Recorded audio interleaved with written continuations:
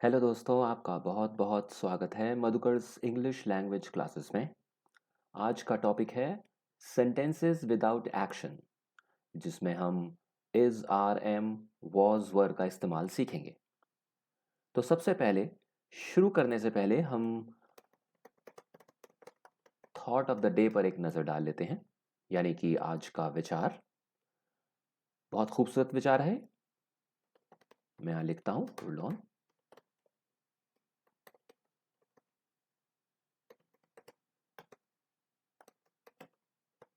Okay, सो मैंने लिखा है whatever we focus on grows, जिसका हिंदी मतलब क्या है कि हम जिस चीज़ पर ध्यान ज़्यादा लगाते हैं वो ग्रो करती है, बढ़ती जाती है। फॉर एग्जाम्पल, अगर आपका ध्यान पॉजिटिव विचारों की तरफ, सीखने की तरफ ज़्यादा है, तो आप नोटिस करेंगे कि आपकी नॉलेज में बहुत ज़्यादा इजाफा हो रहा है।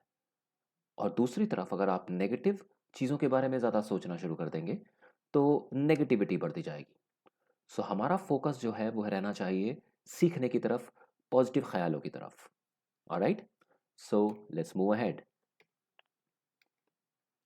सो आज का टॉपिक सेंटेंसेस विदाउट एक्शन। पिछले वीडियो में मैं सेंटेंसेस विद एक्शन और विदाउट एक्शन के बारे में बात कर चुका हूँ। अब हम सेंटेंसेस विदाउट एक्शन पे थोड़ा और ज़्यादा ध्यान देंगे। सेंटेंसेस विदाउट एक्शंस बनाने के लिए हम primarily is, are, am, was, were का इस्तेमाल करते हैं। मैं आपको कुछ एग्जाम्पल देता हूँ, जैसे कि I M in the party, इसका मतलब है मैं पार्टी में हूँ। अब नोटिस कीजिए, इसमें कोई एक्शन नहीं है, कोई मूवमेंट नहीं है। दूसरा एग्जाम्पल देखते हैं।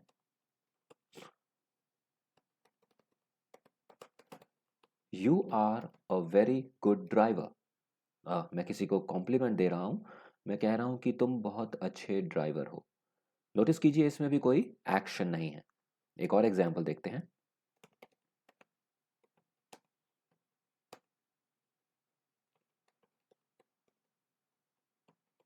जी, मैंने लिखा है my cousin is very studious, जिसका मतलब है मेरा कज़न बहुत ही ज़्यादा पढ़ाकू है, वो काफ़ी पढ़ता रहता है।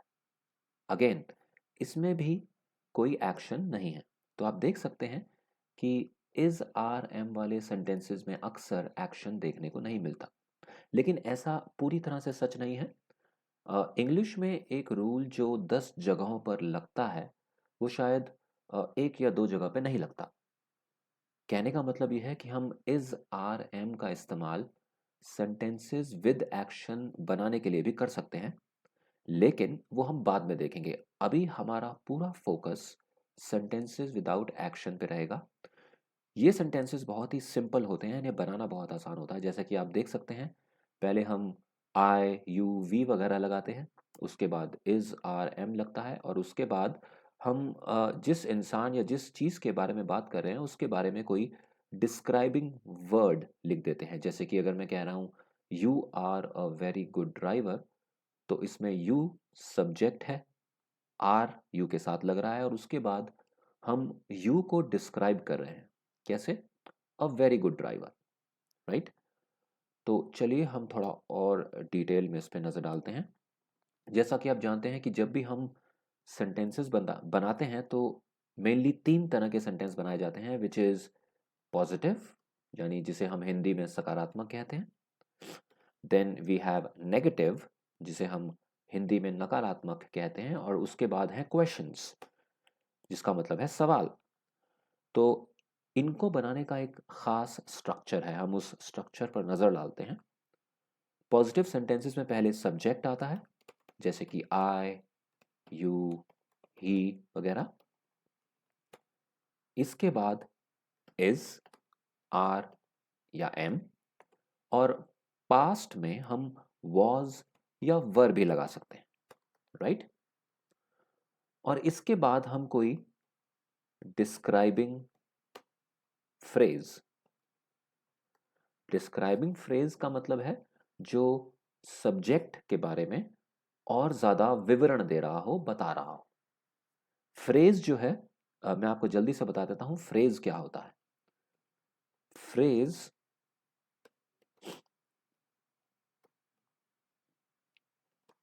A phrase is a group of words that give half meaning. Phrase शब्दों का ऐसा समूह है जो आधा मतलब देता है, पूरा मतलब नहीं देता। इसको याद रखिएगा क्योंकि हम फ्रेजेस का इस्तेमाल बहुत ज़्यादा करते हैं।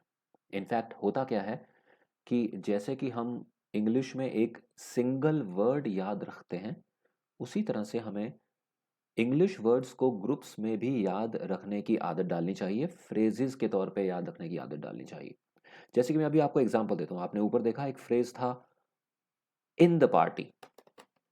नाउ इन द पार्टी एक फ्रेज है। इसी तरह से ऊपर सेंटेंस में दिया हुआ है you are a very good driver, तो इसमें अ वेरी गुड ड्राइवर एक फ्रेज हो सकता है।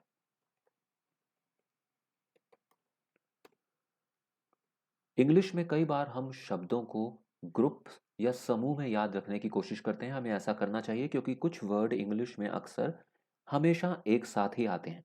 मैं आपको एक एग्जांपल देता हूं, जैसे कि देखिए he is addicted to smoking.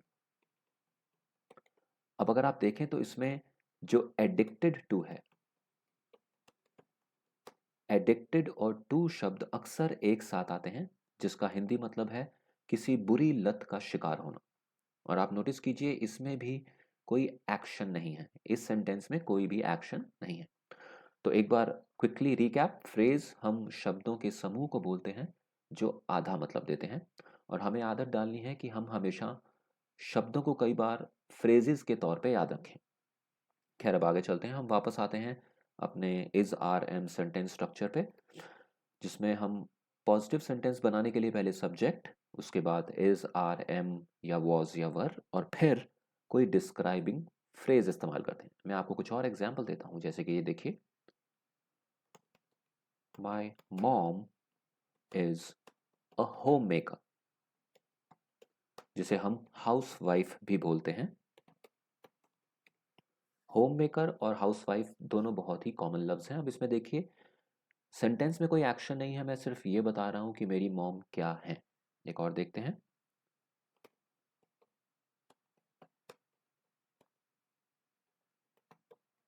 Okay मैंने एक पास्ट सेंटेंस लिखा है, वॉज का हिंदी मतलब होता है था। द हॉल वॉज पैक्ड, जिसका हिंदी मतलब है कि हॉल खचाखच लोगों से भरा था। अब नोटिस कीजिए इसमें कोई एक्शन नहीं है, हम सिर्फ ये बता रहे हैं कि हॉल किस स्थिति में, किस स्टेट में था। अक्सर हम is are am was were state यानी अवस्था बताने के लिए इस्तेमाल करते हैं। आप नोटिस करेंगे कि ज्यादातर is are am was were sentences में स्टेट हालात या अवस्था का जिक्र हो रहा है। कुछ और एग्जाम्पल देखते हैं,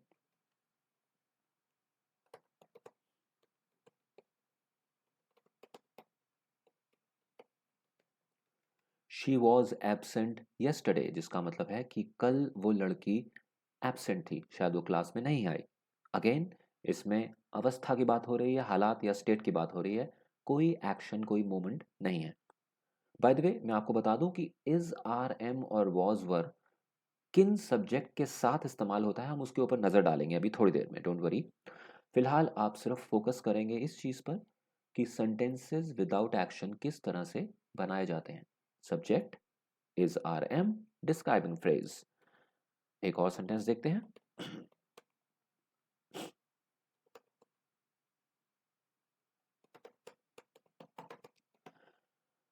अब मैंने थोड़ा सा मुश्किल सेंटेंस लिखा है, दे वर हेयर अ वाइल अगो।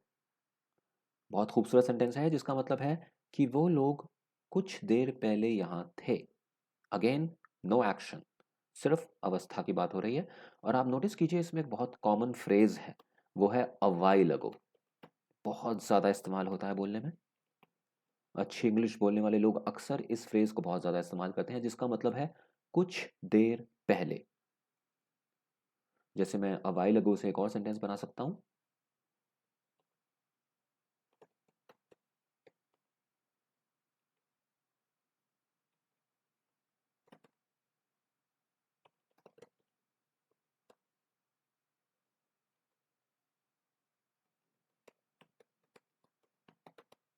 जी, मैंने एक और पास्ट का सेंटेंस बनाया, ही was upstairs a while ago. Upstairs बहुत ही कॉमन लफ्ज है जिसका मतलब है ऊपर। ऊपर का मतलब है ऊपर की किसी मंजिल पर। मान लीजिए कोई इंसान पहली, दूसरी, तीसरी या चौथी मंजिल या छत पर है और आप नीचे खड़े हैं, तो उसको बताने के लिए आप अपस्टेयर शब्द का इस्तेमाल करेंगे। अपस्टेयर का ऑपोजिट डाउनस्टेयर्स होता है जिसका मतलब है नीचे। तो अगेन इस सेंटेंस का मतलब क्या बना? He was upstairs a while ago, कुछ देर पहले वो ऊपर था। तो अब आप समझ ही गए होंगे कि पॉजिटिव सेंटेंस बनाने के लिए हम सब्जेक्ट के बाद is are am was were लगाते हैं। अब हम जल्दी से आते हैं नेगेटिव सेंटेंसेस पर। नेगेटिव सेंटेंसेस बिल्कुल वैसे ही बनते हैं, फर्क सिर्फ इतना है, बस हम इसमें is are am was were के बाद नॉट लगा देते हैं। तो अगर मैं यहाँ इसका स्ट्रक्चर लिखता हूँ, सब्जेक्ट आई यू ही वगैरह, और उसके बाद इज आर एम या वॉज वर, और हम उसके बाद लगाते हैं नॉट क्योंकि ये नेगेटिव सेंटेंस है। और अगेन उसके बाद again describing phrase. Let me give you some very good examples here. एक बहुत कॉमन एग्जांपल है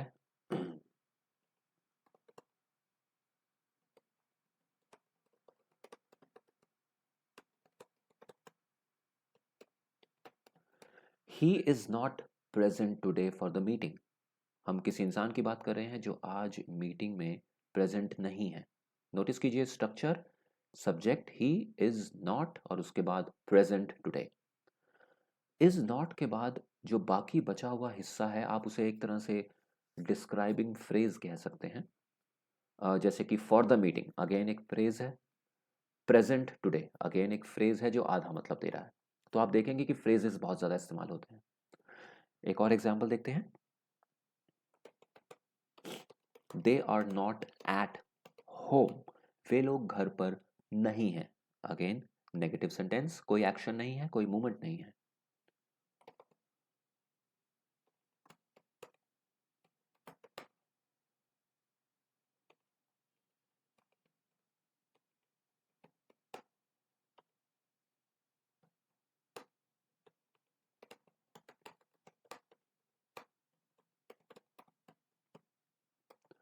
देखिए यहां मैंने दो सेंटेंस लिखे हैं, my uncle was not at home, he was in the clinic. मेरे अंकल घर पे नहीं थे, वो क्लिनिक में थे।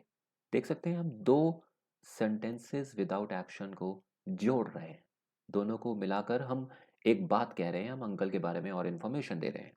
अक्सर सेंटेंसेस इस तरह से जोड़े जा सकते हैं। ओके, अब हम जल्दी से आते हैं क्वेश्चंस पर।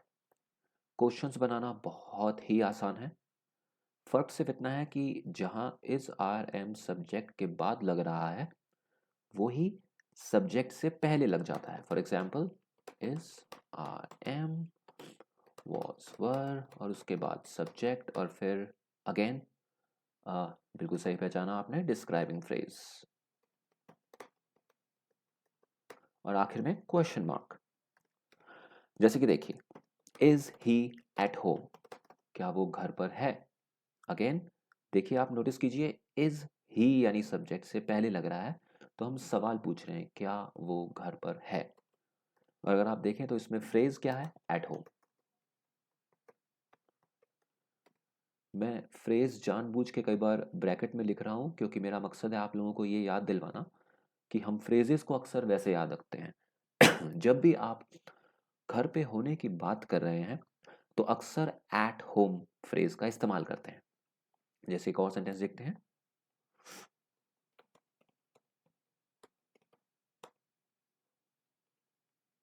Are you in the office right now, क्या तुम अभी ऑफिस में हो। अगर आप देखें तो यू यानी सब्जेक्ट से पहले आर लग रहा है जो कि इस स्ट्रक्चर को फॉलो कर रहा है। अगर आप देख सकते हैं जो स्ट्रक्चर मैं यहाँ पर लिख रहा हूँ ये बहुत ही ज़रूरी है दोस्तों, क्योंकि ये स्ट्रक्चर अक्सर सेंटेंस बनाने के लिए इस्तेमाल होते हैं। अगर आप इन स्ट्रक्चर्स में फेरबदल करने की कोशिश करेंगे तो सेंटेंस गलत माना जाएगा। फिलहाल हम लोग इन्हीं स्ट्रक्चर पर जोर देंगे, हम कोशिश करेंगे कि हम सेंटेंसेस इन्हीं स्ट्रक्चर्स को फॉलो करते हुए बनाएं। एक और सेंटेंस देखते हैं। ओके, अब मैं आपको थोड़ा सा डिफरेंट कुछ बताता हूं। जैसे हम एक क्वेश्चन बनाते हैं, आर यू हेयर, जिसका मतलब है क्या तुम यहाँ हो। हम शायद ये बात किसी को फोन पर बोल रहे हैं कि आर यू हेयर, क्या तुम यहाँ हो।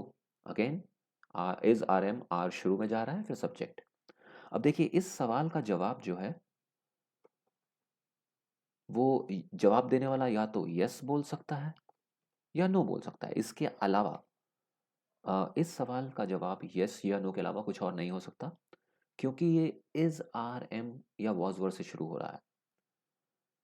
अगर मैं चाहता हूं कि कोई इंसान मेरे सवाल का जवाब यस या नो के अलावा किसी और तरह से दे, तो उसके लिए बहुत आसान है। हम डब्ल्यू एच फैमिली का वर्ड इस्तेमाल करते हैं। देखिए, हम क्वेश्चन से पहले यानी आर से पहले सिंपली वाई लगा देंगे। Why are you here. आपने नोटिस किया, अब इसका जवाब यस या नो में नहीं होगा, अब इसका जवाब होगा, मैं इसको अगली लाइन में ले जाता हूं, होल्ड ऑन।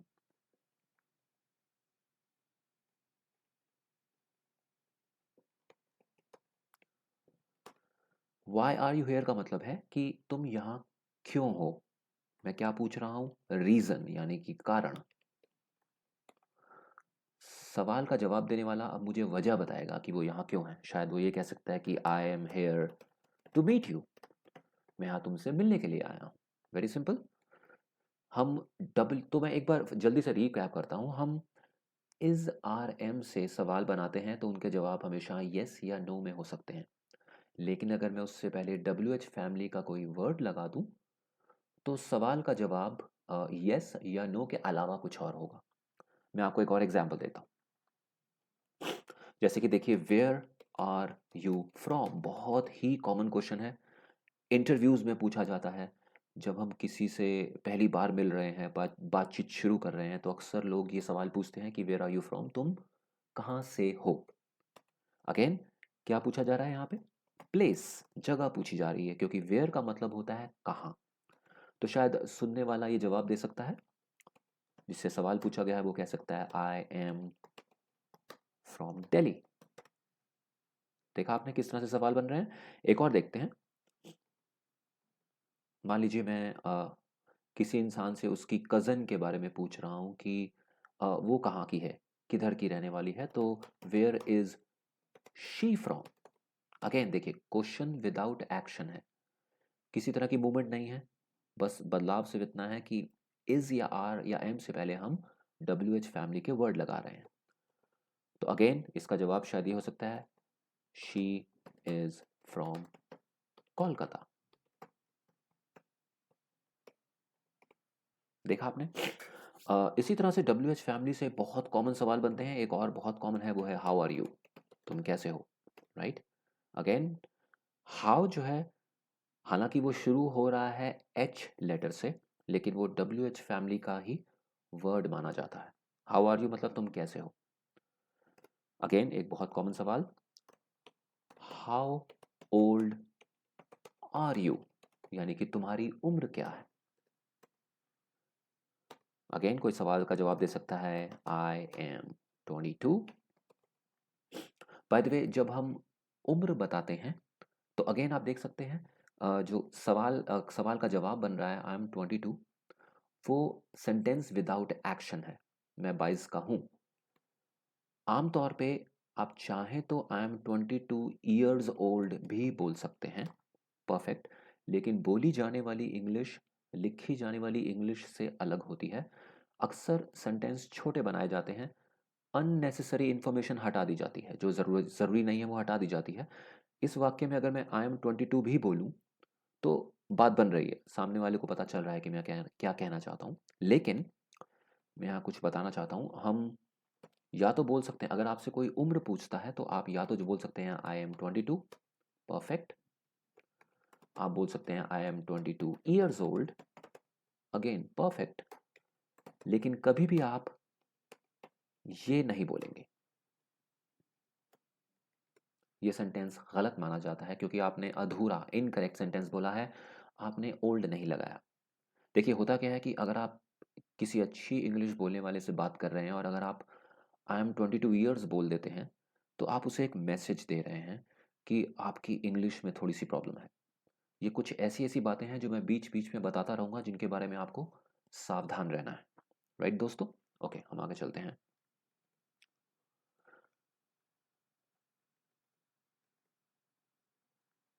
हम एक WH फैमिली से और सेंटेंस बनाते हैं, जैसे हुज पेन इज दिस, जिसका हिंदी मतलब है ये पेन किसका है। अब देखिए हुज जो है ये बिलोंगिंग बताता है। बिलोंगिंग का मतलब है कि कोई चीज किससे बिलोंग करती है, किसकी है। ये पेन किसका है। अगेन नोटिस कीजिए, इज से पहले हम पेन और हुज लगा रहे हैं। इज क्वेश्चन बनाने के लिए इस्तेमाल हो रहा है, उसके बाद हम दिस लगा रहे हैं और हुज पेन पहले जा रहा है। ये अगेन सेंटेंस विदाउट एक्शन है। तो इसका जवाब कोई ऐसे दे सकता है जैसे कि दिस इज हिज पेन, ये उस लड़के का पेन है। Again sentence without action, sentence में कोई मूवमेंट नहीं है। सो आपने देखा कि सेंटेंसेस विदाउट एक्शन बनाने कितने आसान हैं। मैंने यहाँ तीनों सेंटेंसेस का स्ट्रक्चर लिखा है, पॉजिटिव, नेगेटिव और इंटेरोगेटिव। हम जल्दी से एक बार इसका रिकैप कर लेते हैं। सो पॉजिटिव सेंटेंस बनाने के लिए subject is are am was were. Negative बनाने के लिए subject is are am was were और नॉट। और क्वेश्चंस बनाने के लिए, सवाल बनाने के लिए is are am was were और उसके बाद सब्जेक्ट। और सब्जेक्ट के बाद अक्सर डिस्क्राइबिंग फ्रेज। क्वेश्चंस बनाते हुए हम अक्सर ध्यान रखेंगे कि हम दो तरह के क्वेश्चन बना सकते हैं। एक जिनका जवाब यस या नो में हो सकता है, दूसरे जिनका जवाब यस नो या नो के अलावा कुछ और होता है। जैसे कि are you here, yes no, answer है यस नो। लेकिन अगर आप ऐसे क्वेश्चन बना रहे हैं जिनका जवाब कुछ और है, तो हम उससे पहले WH फैमिली के वर्ड लगा सकते हैं। राइट, ओके, और राइट, एक बार जल्दी से मैं आपको is are am was were के बारे में कुछ बता देता हूँ कि ये कहाँ इस्तेमाल होते हैं। हम आई के साथ एम लगाते हैं, हम यू के साथ आर लगाते हैं, हम ही, शी या इट के साथ इज लगाते हैं। इसी तरह से अगर हम किसी तीसरे इंसान की बात कर रहे हैं, जैसे कि मान लीजिए मैं अपनी मम्मी की बात कर रहा हूं, तो मैं बोलूंगा माई मॉम, उनके साथ भी इज लगेगा। मैं बात कर रहा हूं मान लीजिए अपने पड़ोसी की कार के बारे में, जैसे कि माई नेबर्स कार। अब ये भी इज, इसके साथ इज आएगा, जैसे माई नेबर्स कार इज रेड, वो लाल रंग की है। तो कहने का मतलब ये है कि अक्सर एम और इज सिंगुलर यानी एक वचन के साथ इस्तेमाल होते हैं, जैसे कि आई, जैसे कि ही, शी, इट, जैसे कि my mom, my neighbours car. हम किसी चीज के बारे में और बात कर सकते हैं, जैसे कि द वेदर, मौसम, इसके साथ भी हम क्या लगाएंगे, इज, जैसे कि the weather is cold today. Right, again sentence without action.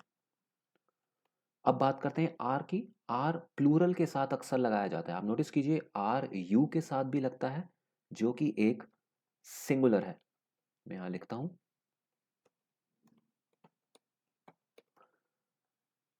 और आर अक्सर प्लूरल यानी बहुवचन के साथ लगाया जाता है, जैसे कि वी, जैसे कि दे।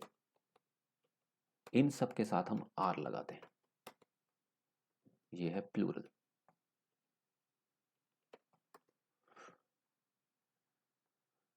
नाउ द प्रॉब्लम इज, जैसे कि मैंने आपको, अगर आपको याद हो तो मैंने एक्सेप्शन की बात की थी। इंग्लिश में कायदे से सिंगुलर के साथ एम या इज ही लगाया जाना चाहिए, लेकिन ये एक एक्सेप्शन है कि हम यू यानी सिंगुलर के साथ भी आर लगाते हैं, लेकिन सिर्फ यही एक्सेप्शन है। उसके बाद हम प्लूरल के साथ अक्सर आर लगाते हैं, तो ये एक्सेप्शन आपको दिमाग में रखनी पड़ेगी।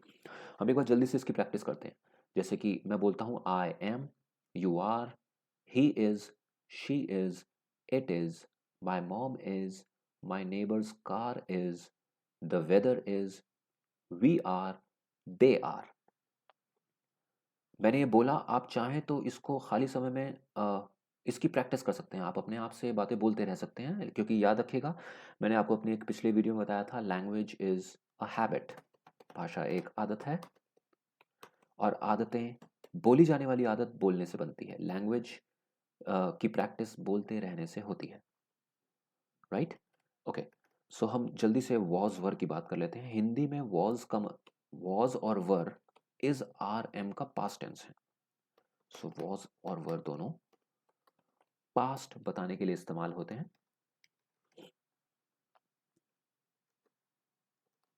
वॉज का हिंदी मतलब होता है था, और वर का हिंदी मतलब होता है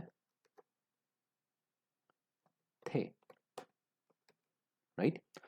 मैं यहाँ जल्दी से कुछ एग्जाम्पल लिखता हूं, जैसे I was, you were, he she वगैरह के साथ या इट के साथ हम लगाते हैं वॉज। अगेन रूल वही है, देखिए वर आमतौर पे प्लूरल के साथ और वॉज सिंगुलर के साथ लगाया जाता है। मैं यहां लिखता हूं,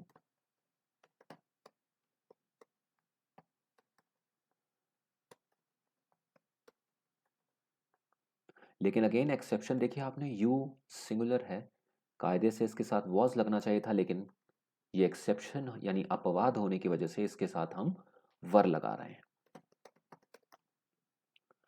इसी तरह से बाकी सब जगह पे वी के साथ प्लूरल है तो हम वर लगाएंगे, दे प्लूरल है हम वर लगाएंगे। राइट दोस्तों?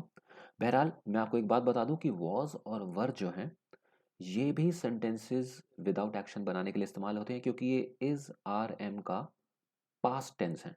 तो ये भी सेंटेंसेस विदाउट एक्शन बनाने के लिए बहुत ज़्यादा इस्तेमाल होते हैं। मैं जल्दी से कुछ यहाँ सेंटेंसेस लिखता हूँ, देखिए जैसे I was not present yesterday, मैं कल प्रेजेंट नहीं था, विदाउट एक्शन।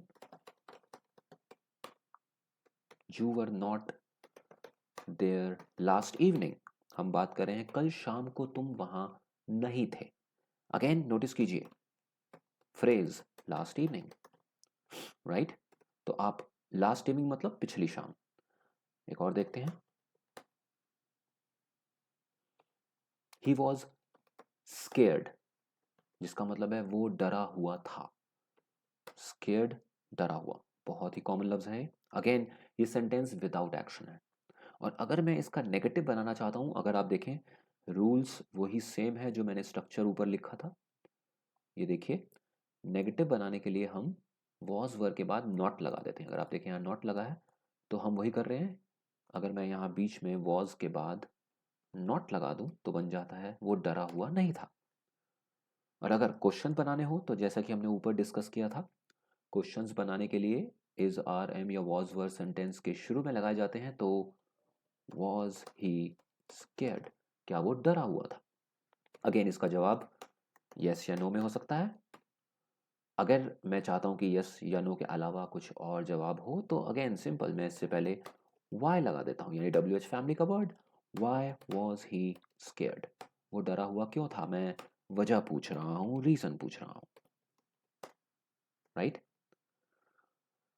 Okay great. सो जल्दी से हम वर की भी बात कर लेते हैं। यहाँ पे हम दे के साथ वर लगाते हैं, जैसे कि देवर नॉट माई रिलेटिव्स, वो लोग मेरे रिश्तेदार नहीं थे। अगेन नेगेटिव, वॉज वर के बाद नॉट लगाया जा रहा है और सेंटेंस में एक्शन नहीं है। सो दोस्तों जैसा कि आप देख सकते हैं, आज हमने बात की है सेंटेंसेस विदाउट एक्शन की। ये इस तरह के सेंटेंस इंग्लिश में बहुत कॉमनली बनाए जाते हैं। अक्सर जब लोग इंग्लिश सीखना शुरू करते हैं तो इसी तरह के सिंपल सेंटेंसेस से शुरुआत करते हैं। राइट? मैं एक बार जल्दी से फॉरन रीकैप करता हूँ। हमने शुरुआत की थी थॉट द डे से, whatever we focus on it grows, वो उसमें वृद्धि होती है, वो बढ़ता है। तो हमें कोशिश करनी है कि हमेशा पॉजिटिव चीज़ों के बारे में सोचते रहना है ताकि वो बढ़ती रहें। उसके बाद हमने सेंटेंसेस विदाउट एक्शन की को सीखने की शुरुआत की, जिसमें हमने देखा कि sentences without action is, are, am या वॉज, वर से बनाए जाते हैं। हमने देखा कि फ्रेज किसे कहते हैं। फ्रेज ग्रुप ऑफ वर्ड्स, शब्दों के ऐसे समूह को बोलते हैं जो आधा मतलब देते हैं। कुछ कॉमन फ्रेज जैसे यहाँ देखिए, in the party, a very good driver. मैं कुछ और फ्रेज लिखता हूँ, देखिए, एट होम, हम बोलते हैं इन द मॉर्निंग, हम बोलते हैं इन द आफ्टरनून, हम बोलते हैं इन द इवनिंग, बट हम अक्सर बोलते हैं एट नाइट। ना ये सारे फ्रेज हैं, आप इनको ऐसे का ऐसे ही याद रख सकते हैं, in the morning, in the afternoon, in the evening, at night. इसी तरह से अगर आप नीचे देखें, मैंने यहाँ स्ट्रक्चर लिखा था। पॉजिटिव सेंटेंस बनाने के लिए हम सब्जेक्ट के बाद is, are, am, was, were लगाते हैं और उसके बाद कोई डिस्क्राइबिंग फ्रेज इस्तेमाल होता है, इससे हम पॉजिटिव सेंटेंस बनाते हैं। नेगेटिव सेंटेंस बनाने के लिए हम is, are, am, was, were के बाद नॉट लगा देते हैं। और क्वेश्चंस बनाने के लिए इज, आर, एम सब्जेक्ट से पहले चला जाता है, जैसे कि आप यहाँ देख सकते हैं, और क्वेश्चन मार्क आखिर में। हमने एक और चीज़ देखी कि दो तरह के क्वेश्चंस बनाए जा सकते हैं, ऐसे क्वेश्चंस जिनके जवाब सिर्फ यस या नो में होते हैं। For example, are you here, क्या तुम यहाँ हो, आंसर यस या नो में हो सकता है। और अगर हम चाहते हैं कि सवालों के जवाब यस या नो के अलावा कुछ और हो, तो हम उससे पहले डब्ल्यू एच फैमिली के वर्ड लगा सकते हैं, जैसे कि why are you here, where are you from. हमने ये भी सीखा कि हम बोलते हैं I am, you are, he she is, my mom is, we are, they are, is, are, am कहाँ लगाए जाते हैं हमने वो सीखा। और हमने वॉज वर्ग का भी इस्तेमाल सीखा, जो पास्ट टेंस बनाने के लिए इस्तेमाल होते हैं। हम आई के साथ वॉज, यू के साथ वर लगाते हैं, ही और शी के साथ वॉज लगाते हैं, फिर हम वी के साथ वर और दे के साथ वर लगाते हैं। राइट दोस्तों। सो मैं उम्मीद करता हूँ कि आपको इज़, आर, एम और वॉज वर का इस्तेमाल समझ में आ गया होगा। लेकिन याद रखिएगा, सिर्फ ये वीडियो ही काफ़ी नहीं है। मैं चाहता हूँ कि आप लोग अपने लेवल पे भी इन सेंटेंसेस की प्रैक्टिस ज़रूर करते रहें। खाली समय में आप खाली बैठे हैं तो आप इनके बारे में सोच सकते हैं। आप मन ही मन में प्रैक्टिस कर सकते हैं, जैसे कि आप अपने आप से बोल सकते हैं I am, you are, he is, she is. आप इनको जितना ज़्यादा रिपीट करेंगे, ये उतना आपकी ज़बान पर बैठते जाएंगे, क्योंकि याद रखिएगा दोस्तों, language is a habit, right. So अब वक्त है गुड बाय कहने का। हम जल्दी ही दोबारा मिलेंगे एक नए वीडियो के साथ। थैंक यू दोस्तों।